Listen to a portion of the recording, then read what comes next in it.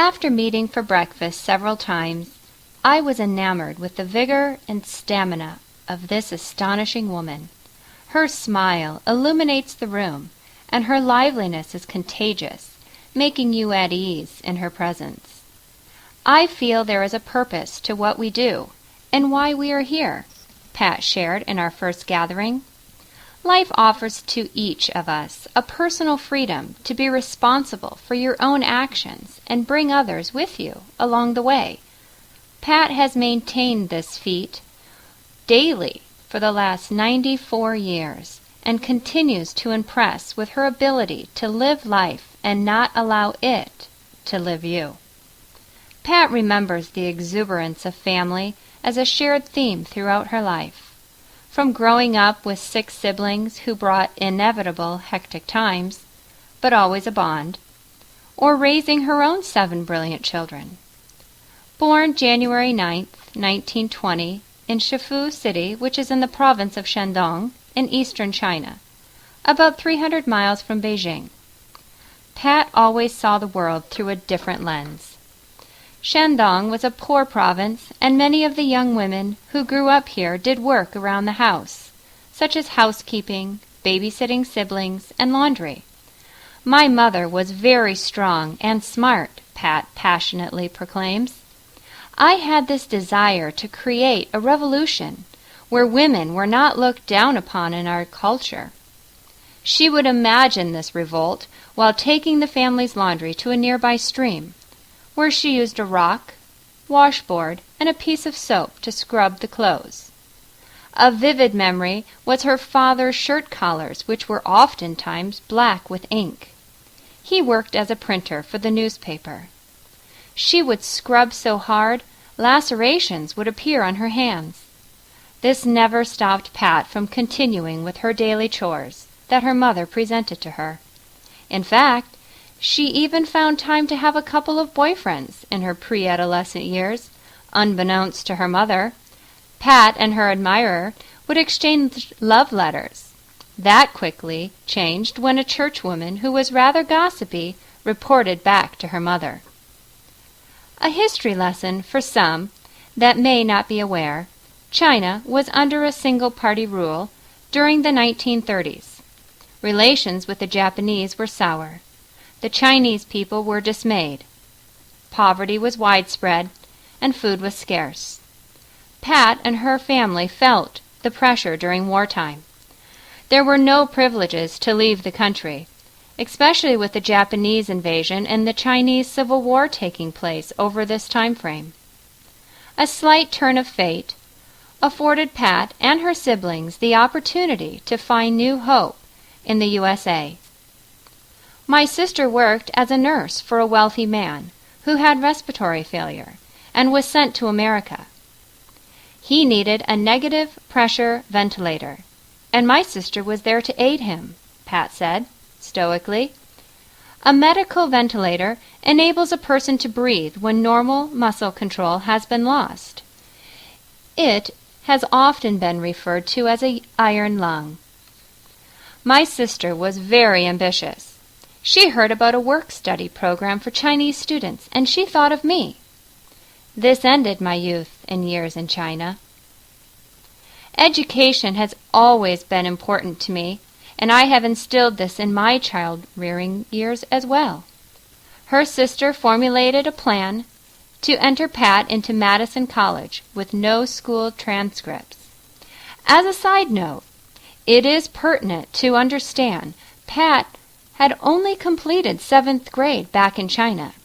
She spent the remainder of her time assisting her mother with family chores. I was a hard worker, which is why Mother wanted me home with her and not at school, Pat quips. Now, at the age of 17, her story was firm. All Pat's transcripts had been lost during wartime in a fire. It worked, and Pat was well on her way to obtaining her bachelor's degree in nutrition back in 1940. I asked her, was there ever a time you were concerned about the gap within your formal education prior to starting university? She chuckles. I was walking with a fellow classmate and she asked me if the moon we were both looking at was the same one in China. Pat smirked. I knew I would be all right in school here. Her sharp sense of humor has made me chuckle many times after our gatherings. To be in her company is captivating, and she is so charming, which is why all the men tried to make an impression on her. At some point in college, she met Edwin Lowe, who was studying to be a doctor. They married, had their first 3 boys, while they hopscotched from one city to another while he was interning and attending medical school. For some reason, it seemed we had a baby in each city we were in, she mentions with a giggle. Having 4 boys, she still maintained her identity. She worked at the hospital as a nurse assistant and often helped with nutrition. Edwin worked long hours, 7 days a week, leaving Pat with many of the child-rearing obligations. Pat experienced devastation when she lost her 5th boy, Benjamin, to leukemia at a young age. After his death, she and her husband Edwin adopted 3 more children. Courage doesn't always roar. Sometimes courage is the soft voice at the end of the day saying, I will try again tomorrow.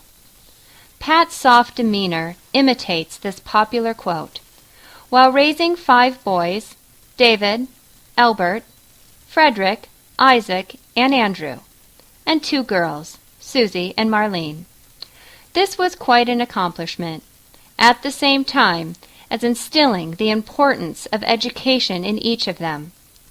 The gift of learning given to her children gave them a sense of empowerment and independence. She remembers the hours spent with Edwin in La Colonia and El Rio neighborhoods located in Oxnard. It was a prominent area in the early 20th century. Farmers began selling parcels of land, and many of the agricultural and farm labor force lived there. A government tent was set up, and the lines would be very long. She and her husband often would deliver babies, easily 20-plus babies, a month, or gave shots to the children. We were very civic-minded people. There would be easily 100 people lined up at the clinic to obtain shots for their children. Helping the families that could not afford medical care was part of our mission to give back in our own community, Pat states with great pride. The idea of complaining or being overwhelmed never entered her thought process. It was strength of mind that always seemed to propel Pat to the next phase in her life. She is fluent in Mandarin and understands Spanish, since her husband was from Panama and spoke Spanish fluently and frequently. In fact, they drew pictures to each other during their courting days, since the language obstacle posed communication issues at times. Her written Chinese is beautiful and art-worthy. Up until last year, she enjoyed her garden and all the fresh fruits and vegetables it produced with her love and affection. Since Edwin's passing in 1991, she misses having conversation and advises that cooking isn't the same when you live alone. She enjoyed traveling and participated in many missions through church, helping various schools and hospitals in other countries. She remembers visiting Panama. This was wonderful and exposed me to experience my husband's culture and help others at the same time.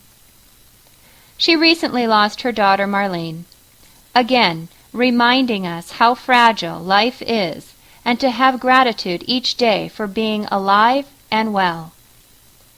The sense of family and togetherness permeates through the chapters of Pat's Book of Life. She remains a foundation of strength for her family and friends. We cannot waste time grumbling about our emotional or physical state. We must pick ourselves up and get on with life before it trickles away.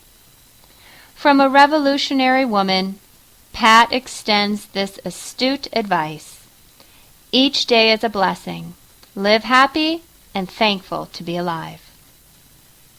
Life has a way of bringing people into our lives who are supposed to teach us a morsel of something intended for us to learn and grow from.